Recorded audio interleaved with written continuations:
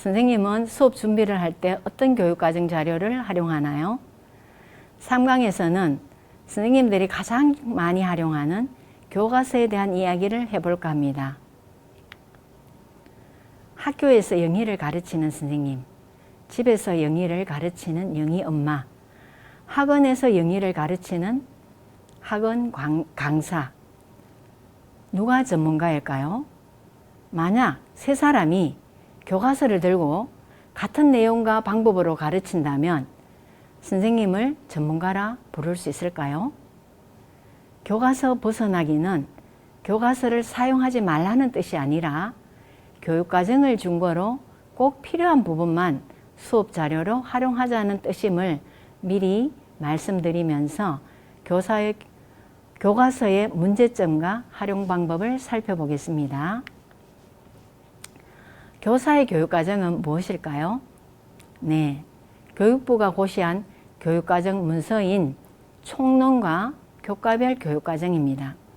교과서나 온라인 교육 콘텐츠 등은 교육과정 운영 자료일 뿐입니다. 그러나 성취기준 중심 수업과 평가가 도입된 지 14년이 지났음에도 불구하고 교과서 중심 수업은 개선되지 않고 있습니다. 그럼 교사들이 가장 많이 사용하는 교과서는 무엇을 보고 누가 만드는지 1, 2학년 국어과를 중심으로 한번 살펴보겠습니다. 교과서 집필의 준거는 수업 시간 수와 성취 기준입니다. 1, 2학년 국어과에서 가르쳐야 할 시간이 482시간이고 도달시켜야 할 성취 기준이 23개라면 이것을 기준으로 학기별로 교과서를 집필하게 됩니다. 교과서 집필 시 차시를 배정하는 방법은 표준교육과정 운영 주수에 따릅니다. 실제 진도표에는 연간 수업 운영 주수가 43주지만 어떤 주간은 하루만 수업하는 날도 수업 주수에 포함되기 때문에 교육부 연간 표준교육과정 운영 주수는 34주를 기준으로 산정합니다. 따라서 1학년 1학기 17주, 1학년 2학기 17주가 되며 국어과의 주당 기본 시수는 6시간이기 때문에 17주 곱하기 6시간은 102시간이 됩니다. 따라서 학기별 102차시 내외로 대략 차시를 배정하여 교과서를 집필합니다. 그리고 교과별로 연구팀, 집필팀, 검토, 심의팀을 구성하고 교과서 쪽수, 저작권, 사진, 사파, 예산 등을 고려하여 개발하게 됩니다. 문제는 17주 곱하기 교과별 주당 기본 시수를 기준으로 집필하기 때문에 교육과정 개정마다 성취 기준 수를 꾸준히 줄여왔음에도 불구하고 실제 교과서의 집필 차시는 줄어들지 않아서 교사들은 성취 기준 수가 줄어든 사실을 인식하지 못하고 있습니다. 그래서 여전히 진도 나가기 바쁘다고 한다는 점입니다. 만약에 성취 기준을 23개에서 18개로 줄인다 해도 교과서는 17주 곱하기 국어과 주당 6시간은 102차시 내외로 교과서를 집필하기 때문에 교과서대로 수업을 하는 교사는 입버릇처럼 진도 나가기 바쁘다고 할 것입니다. 이것이 바로 교과서를 벗어나는 수업을 해야 하는 이유입니다. 이제 교과서가 하는 일을 살펴보겠습니다. 첫 번째는 단원을 개발하고 성취 기준을 각 단원에 배정하는 일을 하게 됩니다. 예를 들면 1학년 1학기 5 반갑게 인사해요 단원에는 빨간색 화살표가 되어 있습니다. 4개의 성취 기준이 배정되어 있으며 1학년 2학기 1단원 기분을 말해요 단원에는 3개의 성취 기준이 배정되어 있습니다. 이와 같은 방법으로 각 단원에 23개의 성취 기준을 적절히 배정해 줍니다. 만약 교과서가 없고 성취 기준과 482시간이라는 것만 2가지 조건만 주어진다면 선생님들은 어떨까요? 교사들이 직접 단원을 만들고 어느 단원에서 어떤 성취 기준을 가르칠지 직접 교육과정을 설계하는 부담을 안게 될 것입니다. 이런 점에서 교과서는 교육과정 설계를 대신해 주므로 편리합니다. 이렇게 집필된 1, 2학년군 국어과 교과서를 학기별로 살펴보면 2년간 전체 집필된 차시는 479차시로 배당된 482시간보다 3시간 적게 집필되어 학습 부담이 적을 듯하지만 실제로 학기별로 교과서를 보면 17주 곱하기 주당 6시간인 102시간보다 117 내지 118차시로 집필이 되어 교과서대로 수업을 하면 학습 부담이 많습니다. 두 번째로 교과서가 하는 일은 단원에 배정한 성취 기준으로 차시별 수업 활동을 만드는 일입니다. 1학년 1학기 반갑게 인사해요 단원을 보면 상황에 알맞은 인사말하기, 동시 듣고 따라 읽기, 사슴과 뿔 듣고 낱말 바르게 읽고 쓰기 등 12시간 동안 수업 활동이 구성되어 있습니다. 이렇게 교과서가 차시별 수업 활동을 만들어주고 있지만 교사가 성취 기준을 명료하지 않은 채 교과서의 수업 활동을 순차적으로 따라하게 되면 시간 부족으로 변죽만 울리는 수업을 하게 됨에 주의해야 합니다. 그럼 우리가 교과서를 잘 활용하면서 어떻게 교과서를 벗어나는 수업을 할 수 있을까요? 본 자료는 비록 2007 개정 교육과정의 슬기로운 생활 교과서지만 교사들의 교과서 활용 방법을 설명하기에 좋은 자료여서 교원대 정강순 교수님 강의 자료를 늘 인용하고 있습니다. 먼저 교과서를 볼 때 가장 중요한 것은 성취 기준입니다. 이 성취 기준의 핵심 키워드가 무엇일까요? 학생들이 알아야 하는 것은 감각기관이며 할 수 있어야 하는 것은 감각놀이입니다. 즉, 감각기관이 하는 일과 감각놀이 이 두 개의 키워드에 집중하면서 교과서가 어떻게 집필되었는지 살펴보겠습니다. 먼저 6차시로 집필된 교과서를 차례대로 살펴보겠습니다.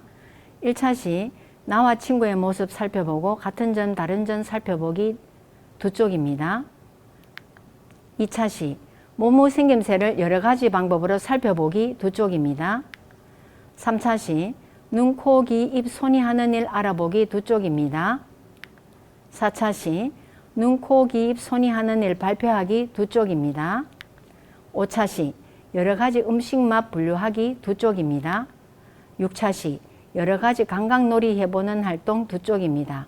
즉, 한 개의 성취 기준을 12쪽 분량으로 6차시에 걸쳐 집필이 되었음을 알 수 있습니다. 자, 그럼 이제 성취 기준의 핵심 키워드를 한 번 더 생각해 봅시다. 무엇일까요? 네, 감각기관이 하는 일 알고 감각놀이 하는 것입니다.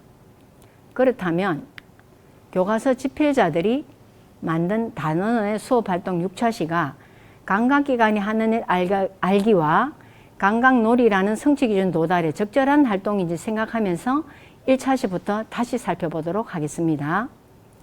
1차시 모습입니다. 1차시입니다. 나와 친구의 같은 점, 다른 점 비교하기 활동으로 성취기준, 즉 감각기관이 하는 일과 감각놀이와는 관련이 없습니다. 그러면 이 활동은 교과서를 활동을 버리면 됩니다. 2차시는 어때요? 물감으로 손발 찢기, 찰흙으로 몸 만들기 활동이 있네요. 이것은 즐거운 생활 표현 활동이 되기 쉽고 40분 안에 끝날 활동도 아니며 성취 기준 감각기관이 하는 일과 관련도 없습니다. 따라서 이것도 수업하시면 안 됩니다. 버리시면 됩니다. 3차시는 어때요? 감각기관이 하는 일 알기이고 이런 경우는 조사학습으로 딱 맞죠? 이것은 교과서가 아닌 과학 관련 그림책, 나의 몸을 읽으며 조사활동을 하면 됩니다. 만약 1시간으로 부족하면 2시간으로 늘려서 이런 활동은 수업을 하시면 됩니다. 4차시는 어때요? 눈, 코, 귀, 입, 손이 하는 일을 앞차시에서 조사한 것을 발표하는 활동입니다. 감각기관이 하는 일을 아는지 발표할 때 확인도 할 수 있고 피드백도 가능하기 때문에 성취기준 도달 평가도 2차 시에 가능합니다. 즉, 발표 장면이 평가 장면이 될 수 있습니다. 따라서 발표 연습과 발표에 걸리는 시간을 고려하여 2차 시는 2시간으로 늘려서 수업을 하시면 됩니다. 5차 시는 어때요? 음식을 가져와서 맛 분류 활동을 하면 아이들은 신나겠지만 성취 기준과 관련이 없고 심지어 교실은 음식 부스러기로 어수선하여 시간도 부족할 것입니다. 이것도 교과서의 수업 활동을 버리시면 됩니다. 6차 시는 어떤가요? 감각놀이는 성취 기준의 핵심입니다. 그러나 놀이를 40분에 하기는 실제로 어렵습니다. 따라서 시간을 2차 시로 늘리고 코너별로 하나씩 감각기관 놀이를 하도록 준비하여 학습자들이 자리를 이동하면서 감각놀이를 하도록 하면 좋겠습니다. 그리고 감각기관 놀이에 참여하는 과정중심 평가도 가능합니다.